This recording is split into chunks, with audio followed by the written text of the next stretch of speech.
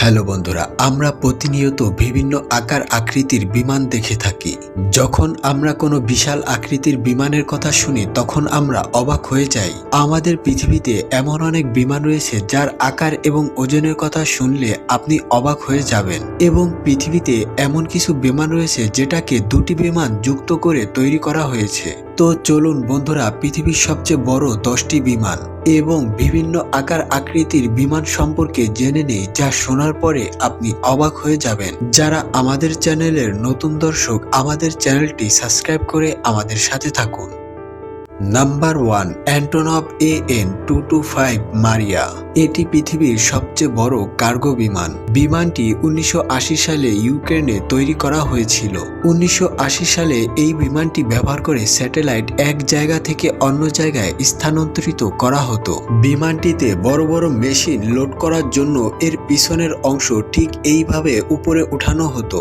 তারপর এর মধ্যে যে কোনো বড় গাড়ি, মেশিন এবং স্যাটেলাইটকে ঢোকানো হতো। এই বিমানটি লম্বায় প্রায় 290 ফুট ছিল। এই বিমানটিতে 6টি টার্বোজেট ইঞ্জিন লাগানো হয়েছে, যার ফলে এটি এতই শক্তিশালী হয়ে যায় যে বিমানটি 640 মেট্রিক টন ওজন নিয়ে টেক অফ করতে পারে। এই বিমানটিতে মোট 32টি চাকা লাগানো রয়েছে। যদি এই বিমানটিকে কয়েকটি সাধারণ বিমানের সাথে রাখা হয় তাহলে দেখতেই পাচ্ছেন বিমানটি কত বড় দেখায়। Number 2, Antonov AN-225 Ruslan.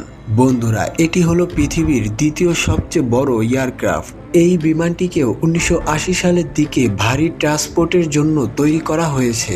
এই বিমানটিতে বেশিরভাগ মিলিটারিদের অস্ত্রগুলো ট্রান্সপোর্ট করা হতো। এই এয়ারক্রাফটটিতে 4টি টার্বো ইঞ্জিন লাগানো রয়েছে, যার ফলে বিমানটি এতটাই পাওয়ারফুল হয়ে যায় যে একই সাথে 405 মেট্রিক টন ওজন বহন করতে সক্ষম।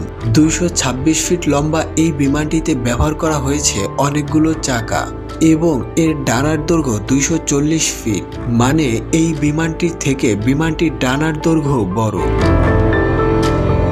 Number 3, C5M super Galaxy. বন্ধুরা, এই এয়ারক্রাফটটি পৃথিবীর সবচেয়ে বড় মিলিটারি ট্রান্সপোর্ট এয়ারক্রাফট, যেটাকে মিলিটারি এয়ারফোর্সের জন্য 1980 সালে তৈরি করা হয়েছিল। এই বিমানটির দৈর্ঘ্য 247 ফুট এবং এর ডানার দৈর্ঘ্য 222 ফুট। এছাড়া এই বিমানটিতে 4টি উচ্চ ক্ষমতা সম্পন্ন ইঞ্জিন লাগানো হয়েছে।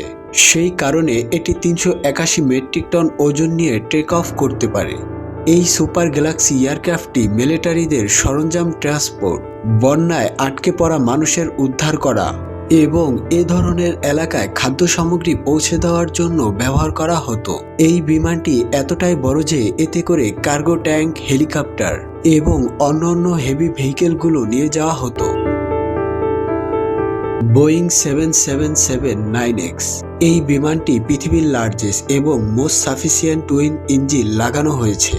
এই বিমানটিতে টোটাল 226 জন মানুষ ট্রাভেল করতে পারে, এবং এর সাথে এটি হলো পৃথিবীর সবচেয়ে বড় কমার্শিয়াল এয়ারক্রাফট। এই বিমানটি 252 ফুট লম্বা এবং এর ডানার দৈর্ঘ্য 235 ফুট। এই বিমানটি একবারে টেক অফ করার পর 13,500 কিলোমিটার দূর পর্যন্ত উঠতে পারে। Euro space line super Galaxy. বন্ধুরা, এই বিমানটি এয়ার বেলুন নামে পরিচিত। এটিকে নাসা দ্বারা 1965 সালে তৈরি করা হয়েছিল।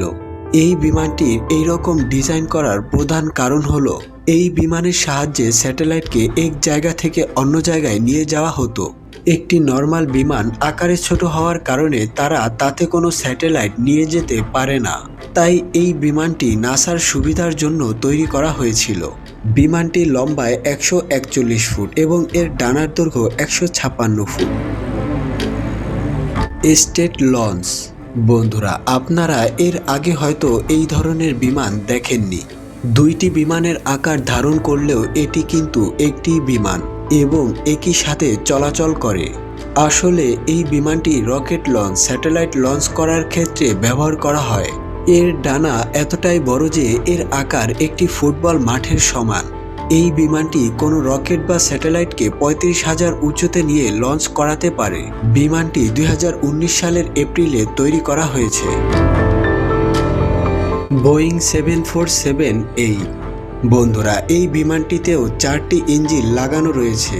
যা লং রেঞ্জের কমার্শিয়াল এয়ারক্রাফট। এটি বোয়িং 747 ফ্যামিলির সবচেয়ে বড় বিমান। এই বিমানটির দৈর্ঘ্য 250 ফুট এবং এর ডানার দৈর্ঘ্য 224 ফুট। এই বিমানের আকার এতটাই বড় যে এর মধ্যে একসাথে 605 জন যাত্রী বসতে পারে। তো বন্ধুরা, আজকের ভিডিও এই পর্যন্তই। বিমানগুলো নিয়ে আপনাদের কি মতামত তা কমেন্ট বক্সে আমাদের জানাতে ভুলবেন না। আর হ্যাঁ, ভিডিওটি ভালো লাগলে সাবস্ক্রাইব করে আমাদের সাথে থাকুন।